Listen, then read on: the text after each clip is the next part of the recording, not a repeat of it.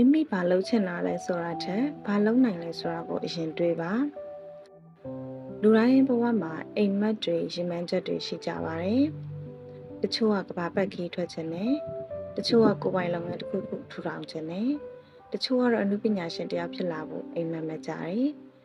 ဒါပေမဲ့ဒီအိမ်မက်တွေကိုလက်တွေ့ဖြစ်လာအောင်ကျမတို့တွေဘယ်လိုလုပ်ကြမလဲ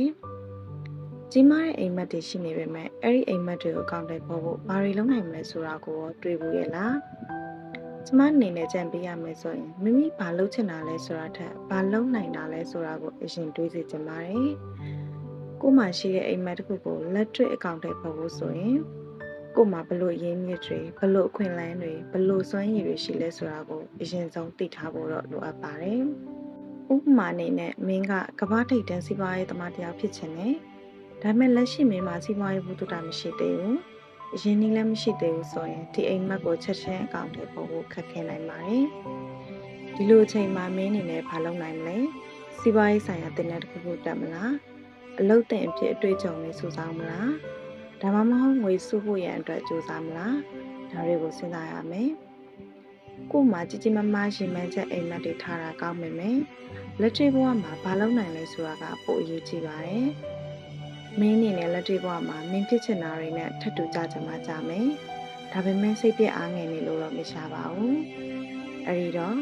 လက်ရှိအချိန်မှာကိုဘာတွေလုပ်နိုင်လဲ။ကိုမှာဘာအားသာချက်ရှိလဲ။ကိုအားသာချက်ကိုအသုံးချပြီးတော့အောင်မြင်တဲ့လူတစ်ယောက်ဖြစ်လာအောင်မလုပ်နိုင်ဘူးလား။ဒါတွေကိုတွေးထားဖို့တော့လိုအပ်ပါတယ်။ဥပမာ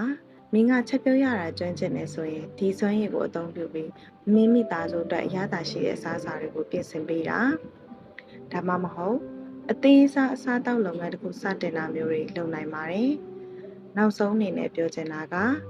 ရှီမန်းချက်အိမ်မက်တွေကဘဝကိုလှပစေတာမှန်ပေမဲ့အိမ်မက်တွေကိုလက်တွေ့ဖြစ်လာအောင်လုပ်ဖို့ဆိုရင်ဘာလုပ်ချင်တာလဲဆိုတာထက်ဘာလုပ်နိုင်တာလဲဆိုတာကိုအရင်တွေးဖို့လိုအပ်ပါတယ်ခါတလေကျမတို့ဘဝကလှုပ်ချင်တာကိုပဲအာရုံစိုက်နေလို့မရပါဘူး။ဘာလုံးနိုင်တာလဲဆိုတာကိုကတွေးပြီးတော့စဉ်းစားရမယ်။ဒါကြောင့်မင်းအနေနဲ့ဒီမိကုန်းလေးကိုကိုမေးကြည့်ပါ။ငါဘာလုံးနိုင်မလဲ။ဒီမိကုန်းရဲ့အဖြေကိုရှာတွေ့ပြီဆိုရင်အခုပဲမင်းရဲ့အိမ်မက်တွေကိုစတင်လိုက်ပါ။မင်းရဲ့အောင်မြင်မှုဟာမင်းလုံးနိုင်တဲ့အရာတွေထဲမှာစောင့်ကြိုနေမှာပဲဖြစ်ပါတယ်။အားလုံးကိုကျေးဇူးတင်ပါတယ်ရှင်။